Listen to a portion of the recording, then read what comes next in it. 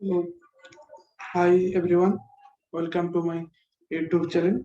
So, in this lecture, I will teach about the on-edge NMR spectroscopy. So, first take a close look on the introduction on the on-edge NMR spectroscopy in liquid manner. So, the hydrogen nucleus or proton may be regarded as spinning positively charged unit. So, like any rotating electric charge, it will be generate a tiny magnetic field along its spinning axis. So, as shown in this picture, so here hydrogen nucleus or proton as a each rotates around its axis. So, during the rotation, it produced an electric charge. So, now if this nucleus is placed is an external magnetic field of strength V0, so it will line up either parallel to this external magnetic field or anti-parallel to this uh, magnetic in direction of the magnetic field. So that means when any proton hydrogen molecule is placed in a magnetic field, when the alignment of this proton is along the direction of the magnetic field is called the alpha state. Is this when it is parallel to the external magnetic field, and when its alignment is anti-parallel to the external magnetic field, it called the beta state. So energy difference of these two levels is given by this equation is so del E is equal to mu h by 2 pi into B0, where h is equal to the Planck constant and B0 is the magnetic field strength and mu is equal to gyromagnetic ratio, a constant characteristic of the particular nuclei. So this gyromagnetic ratio is a characteristic constant for a particular nucleus. So on these two energy levels of this proton have been established, it is possible to introduce the energy in form radio frequency radiation mu to affect a transition between two energy lengths. That means it is possible. So in the presence of magnetic field, the on nucleus can be parallel or anti-parallel. So if we can uh, give some energy, so there is a possibility to transition between these two energy state. So when a compound in the applied field is irradiated with the electromagnetic radiation of proper frequency, the nucleus with alpha spin can be absorb a light quanta and converted to the higher energy beta state. So this process is called as flipping. So that means here it is alpha state when some light energy is given to this, it can rotate to perform this beta state. So it rotates its orientation. So this is called flipping. So when the applied radio frequency matches with the frequency at which the nuclear magnetic presses in this magnetic field B0, the nuclei from alpha level promotes to the higher energy beta level. So that means we give some energy to this molecule. So when this it matches the frequency of this molecule and the frequency of the given energy is matches, then the a molecule then is excited from a ground state to a higher excited state. So when this energy absorption occurs at the frequency that causes a flip, the nuclear is said to be resonance. So with this electromagnetic radiation. So this phenomenon is called the resonance. So this terminology is the origin of the name of nuclear magnetic resonance, and the frequency is called the resonance frequency. So this frequency can thus be correlated to the applied magnetic field. So here mu is equal to gamma by 2 pi equal to B0. So here is a mu is equal to applied frequency, gamma is gyrating magnetism, and B0 equal to the applied magnetic field.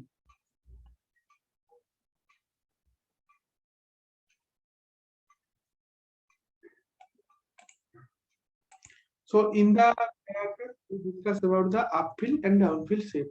So when a particular proton experiences the magnetic field of B0, the corresponding applied magnetic field strength is noted by the instrument. So let us try to clarify it. So let us have a proton in the environment of higher electron density. So now when the magnetic field applied, the electron around the proton are induced to circulate, and doing so it generates a small secondary induced magnetic field, and it acts in a opposite to the applied magnetic field.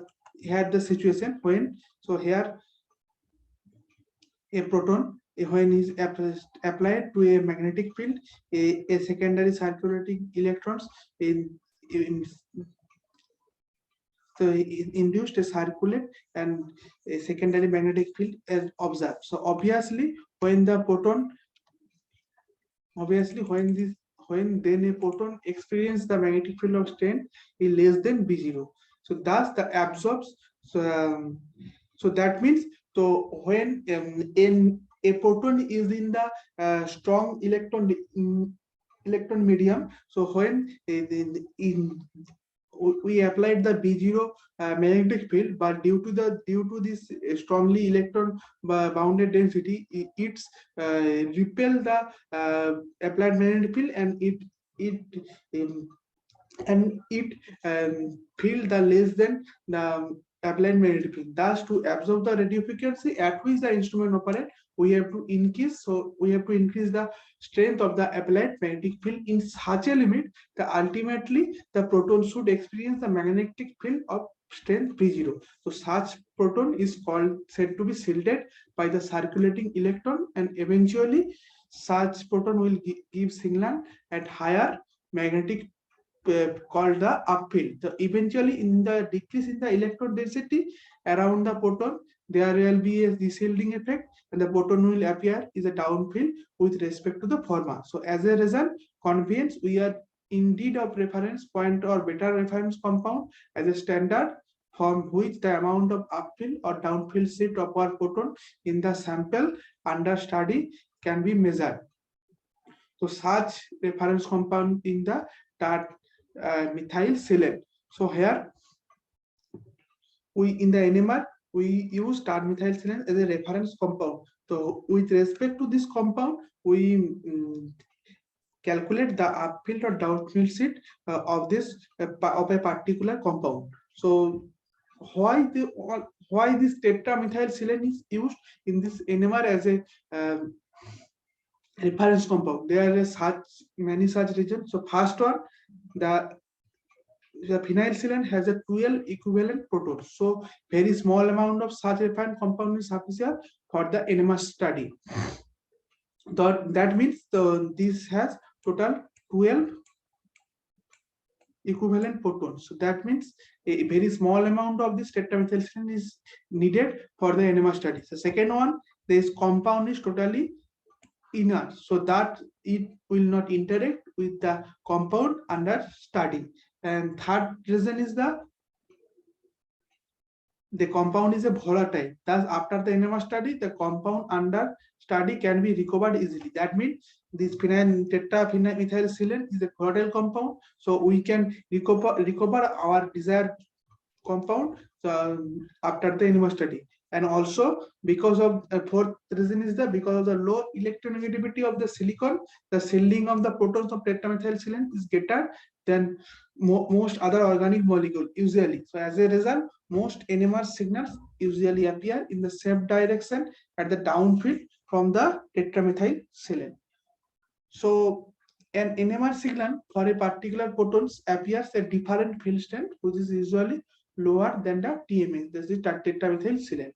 So this difference is called the chemical shift, is measured not in unit or field strength as might expected, but in an equivalent frequency unit, and it is divided by the radio frequency at which the instrument operates to make it universal. So it referred as a chemical shift of a proton is equal to thus the energy, the frequency difference by the radio frequency as which the instrument operates. Here del mu is the difference, is the calculated frequency in hertz of the sample and the reference for the corresponding applied magnetic field. So eventually, by dividing the delta mu with the radio frequency in megahertz at which the instrument operates, the same chemical shift value is obtained for the applied for 300 megahertz or 600 megahertz. So peak will appear at the same position for the spectrum for any instrument, and for which it is called it as a universal. So the common range of delta values, which are the always written from light to ray, a convenience that denotes the applied field strength is higher on the right and lower to the left. So TMS signal would be the extreme right on zero definition.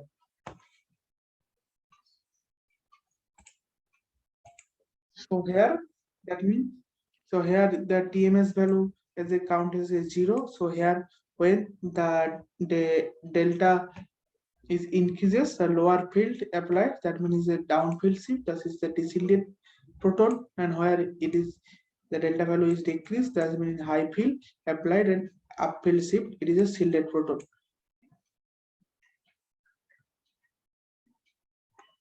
So in the NMR spectroscopy, it is the applied field strength that is measured against which is the extent of absorption of the operation radio frequency absorbed by a photon. So net result in a spectrum showing many absorption peak of the different height at different applied magnetic field. So that means in a compound there is a different type of photon with a different chemical environment. So this different type of photon will show up is a different peak height or different peak intensity. So as a result, following the, we can from NMR we can get the following this information. Say one is the number of signal. So number of signal means in the NMR indicate the presence of different kind of photon in a molecule. So in a compound, how many different types of photons is present, that will we can calculate from the NMR. Second one is the position of the signals. So in the NMR, the delta value will give about the information of the electronic environment of each kind of photon. So that means which photon is upfield, which photon is downfield. That information we get from the NMR. And third one, the intensity of the signal. So intensity of the signal means that tells the number of photon of each kind of present in a molecule. So that means with intensity height will tell us about the how many photon in the same environment is present and that molecule, and the splitting of the signal. So several peaks of the signal inform about the environment of a photon with respect to the other photons. So that means the splitting of the signal means, so in a compound there are suppose two or three types of photon. So that means with respect to the one photon, the other photon is speed. So that means what neighboring environment the photon is have. So now let's these features will consider during and take a close look on NMR spectra of a simple compound. This is a paraxylene. So this is a paraxylene. So here paraxylene, there are only two signals. One is this and one is this. So this is simple to fact that there are, so here this two signal means there are total two types of photon. So here total these methyl groups CH3 CH3, these two 6 equivalent methyl photons and 4 equivalent aromatic photons. So here the peak heights of this 6 equivalent methyl proton is higher compared to the 4. So that means that here the height of the peaks in the ratio is 6:4, indicating the number of two types of photon. And the aromatic photons, here is a more downfield and the delta value around 7.11, Thus, that means it is highly deshielded, and the and this methyl group has compared to the upfield, it is the delta value is a 2.34.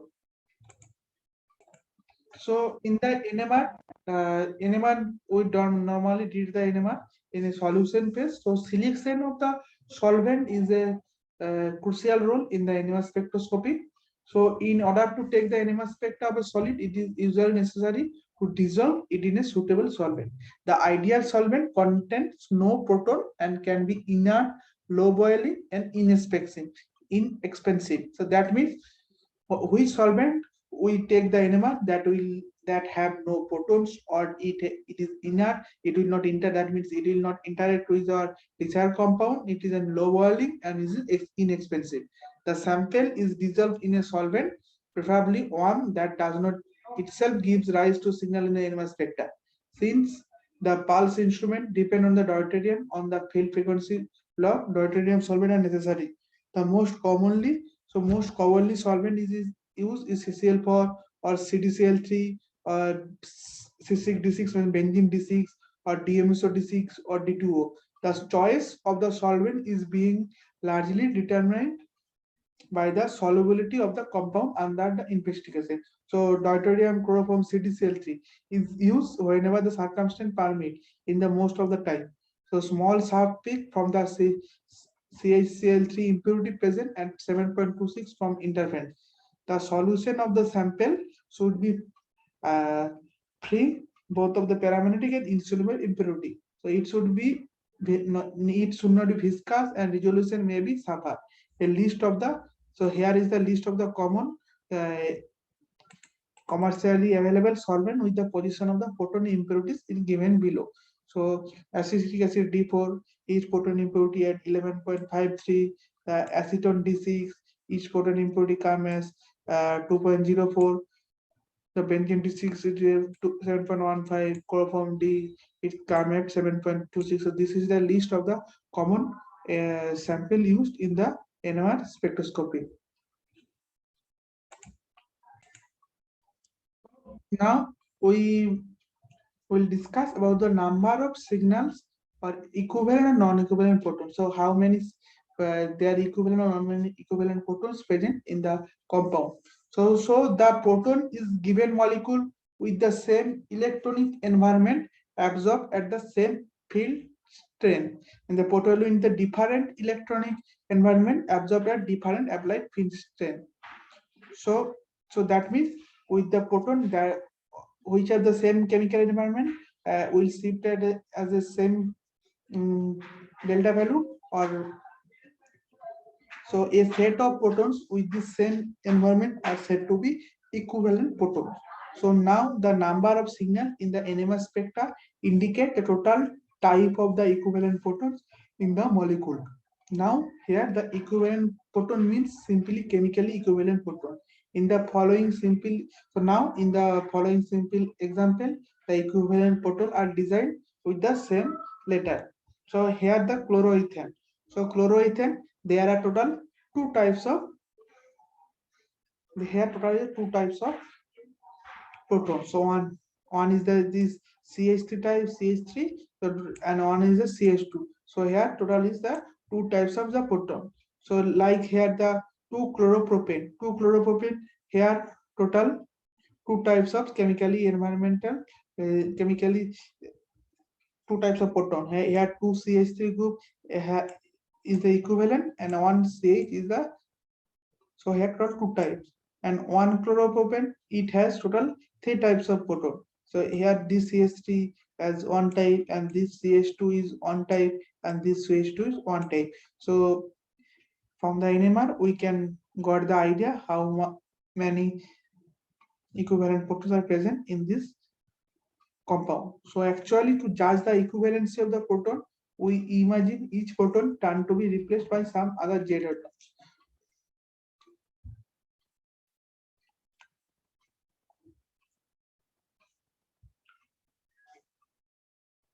If the replacement of either of the two protons by Z would be the same product or enantiomer product, the two photons are chemically equivalent in the chiral environment.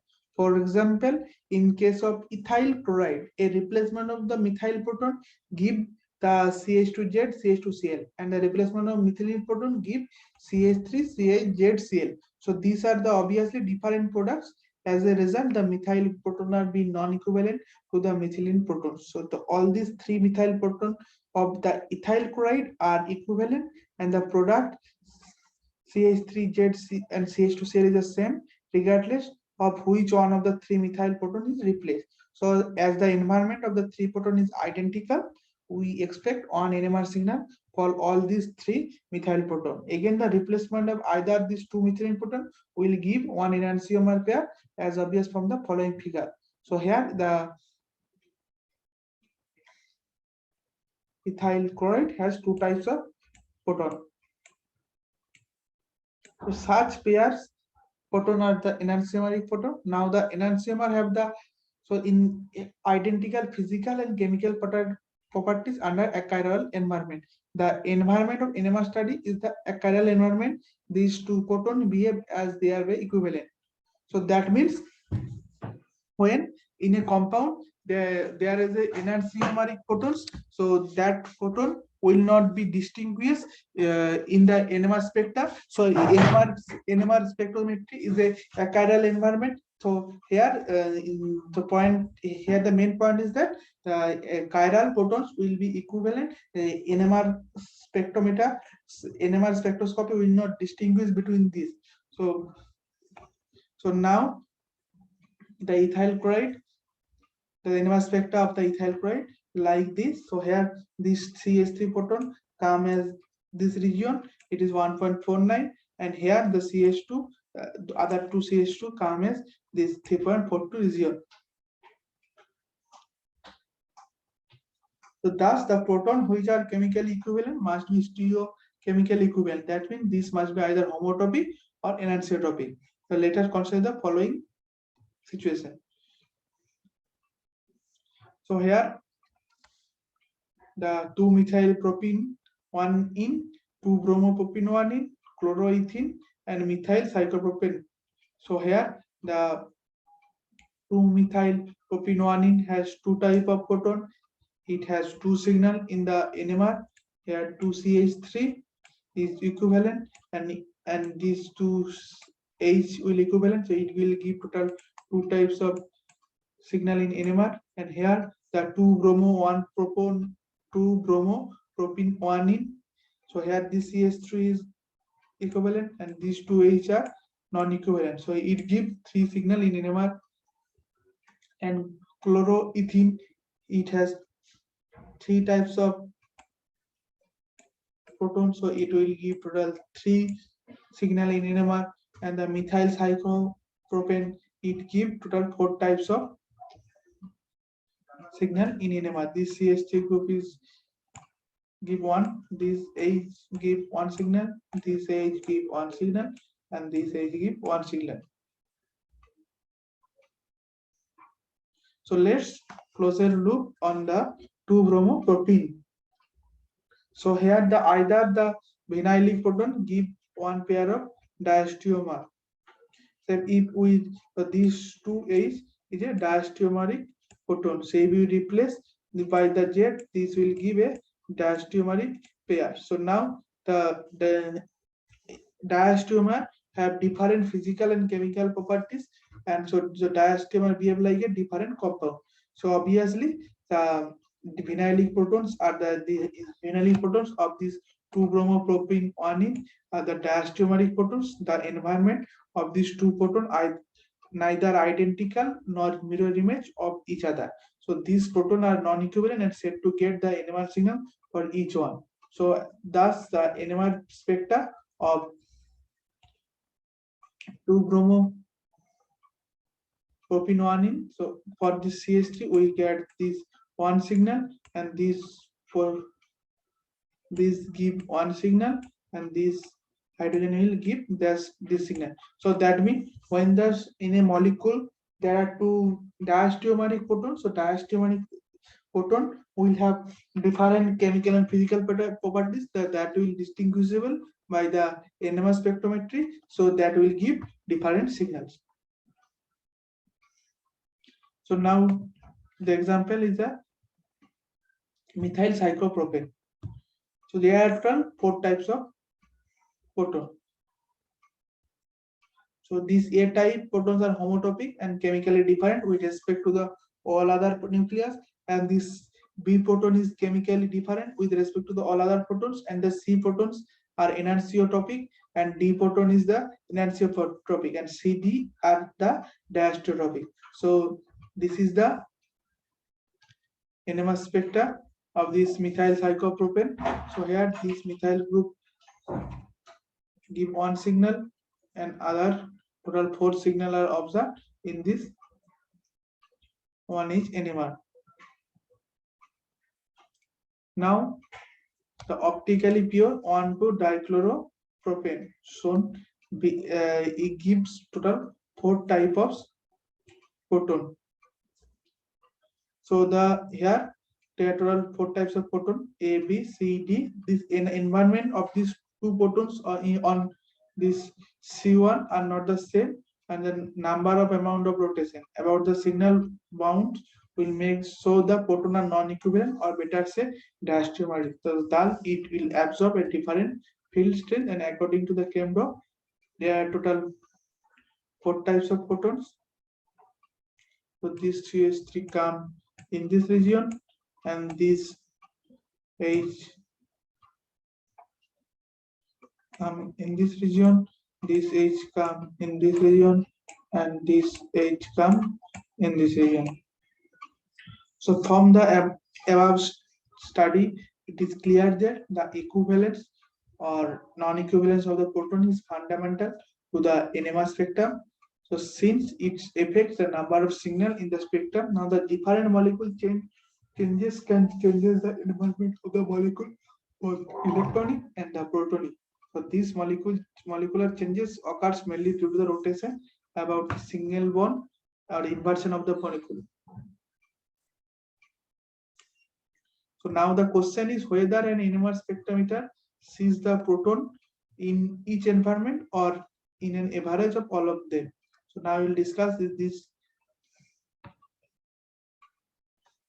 So actually it can see the proton in either way depending upon the temperature. So if the molecular change is relatively fast with respect to the NMR time scale, the NMR spectrometer sees the proton it's in average environment, and if the molecular process the slow with respect to the NMR time scale, the spectrometer sees the proton of each environment. So that means suppose in a molecule there are total 2 types of protons. So if the rotation around the carbon-carbon single bond, it will be fast compared to the NMR time scale.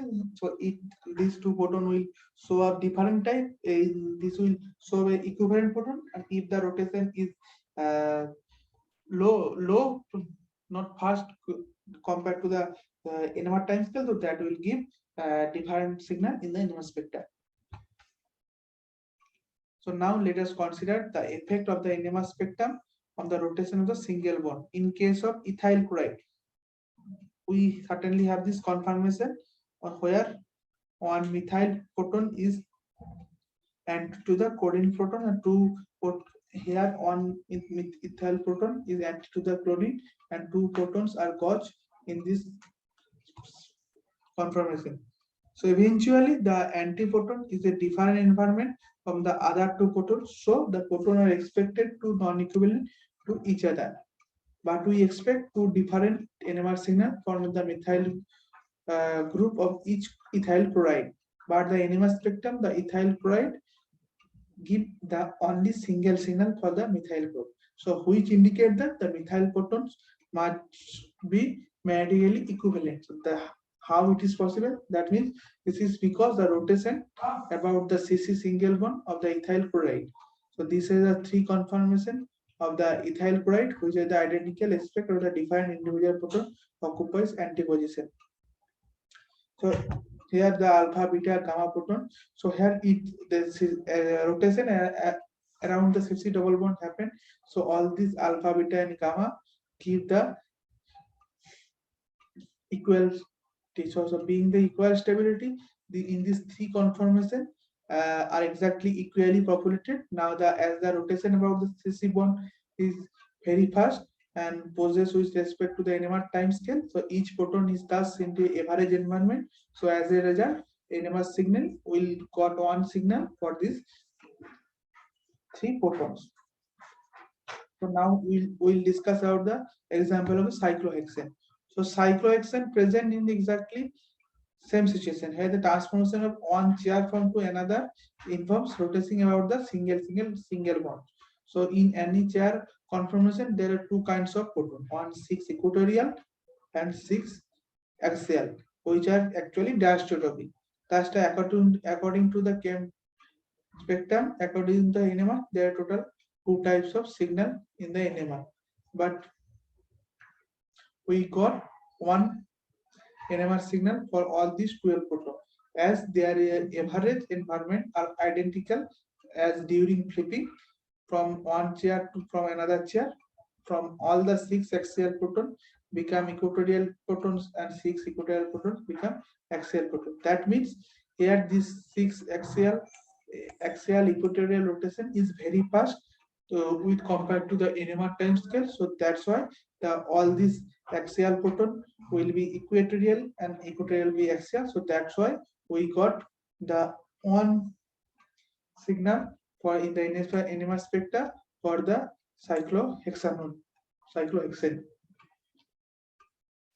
But when we replace the proton of a cyclohexane by another atom such as bromine, then the axial and equatorial protons on each other carbon are not equivalent. So these are the then diastereotopic protons are replacement of one gives cis diastereomer and another is a trans diastereomer. So then the stabilities and hence the population of the two conformations are different. So H alpha and H beta will spend different fraction of their time in the axial and equatorial proton. So that means when we replace the one hydrogen by the bromine, so here with respect to the bromine, these two hydrogen are trans or cis, when it rotates, these two hydrogen will spend different fraction in the times or equatorial axial position. So here the H alpha and H beta are not equivalent. So we get different NMR signal for the different set of equatorial and axial proton. So far we have discussed the situation in which the speed of the rotation about the single bond is so fast with respect to the NMR time scale. The NMR spectrometry sees proton in the average environment, thus in the usual situation. Now, if by the lowering the temperature, we could sufficiently slow down the rotation about the single bond, we could expect an NMR spectrum that reflects the instantaneous environment of the proton in each conformation. So this does not mean that the molecule, say cyclohexane, is a frozen in a single conformation, but it still flips between two equivalent chair conformers. It is just now the time between the interconformation is long enough that two clearly sharp signals are obtained for two different axial and equatorial protons. So that means in the cyclohexane there are total two types of proton, axial and equatorial. So the rotation exchange with the rotation around the cis double bond is so fast, so that's why we did not observe the two signal for this axial or equatorial proton. But when we lower down the temperature, so that time the rotation of this CC single bond is slowed down. So that means that time this axial and equatorial proton will be the interconversion of the axial and equatorial is slowed down, so that will observe in the NMR spectroscopy. So that time in the lower temperature in the NMR we got the two signal for the cyclohexane. So now we will discuss our some example. So here the ethoxyethane. So here total two types of non-equivalent proton. So thus it gives total two signals in the NMR spectroscopy.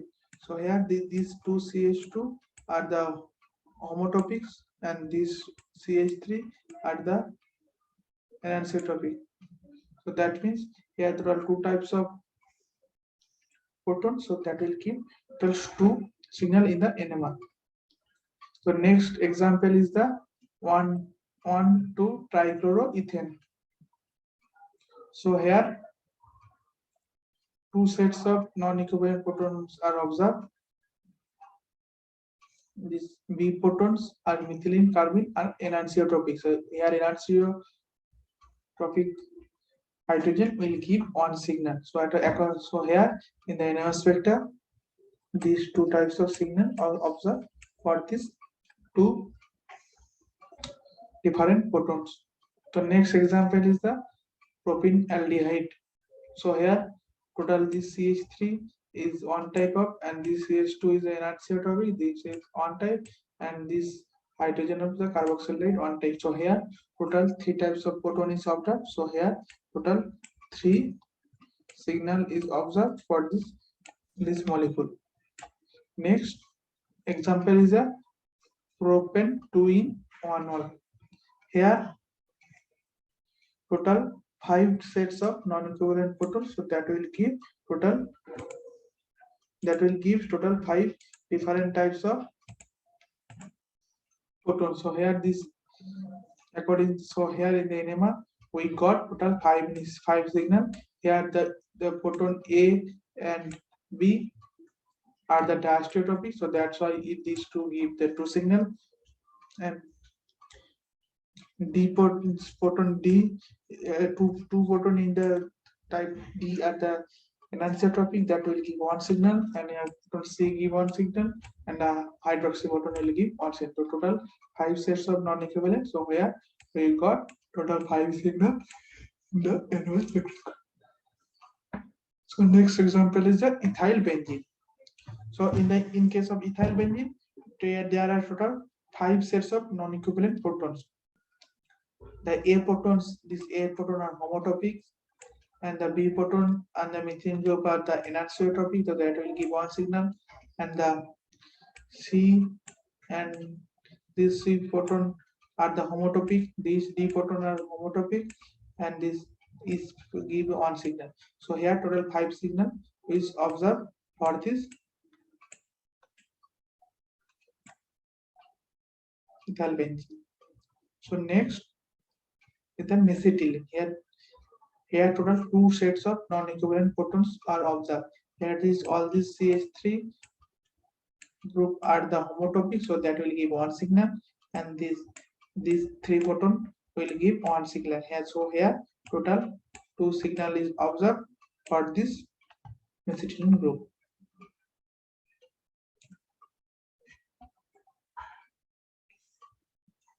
So next question is 1,1 dimethyl cyclopropane. So how many signals are observed for this one? So here total 2 sets of equivalent photons are observed. Here this methyl group is homotopic, so that will give one signal, and this photon is homotopic, so that will give all this photon is B photon is homotopic. So here total 2 types of signal is observed for this 1,1 dimethyl cyclopropane.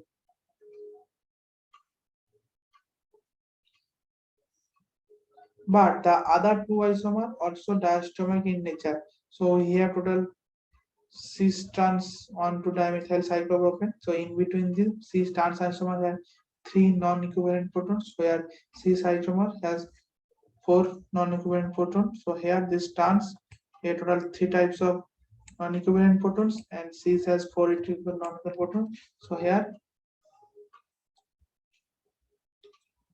cis trans isomer give 3 signals in the NMR, and cis isomer give 4 signals in the NMR.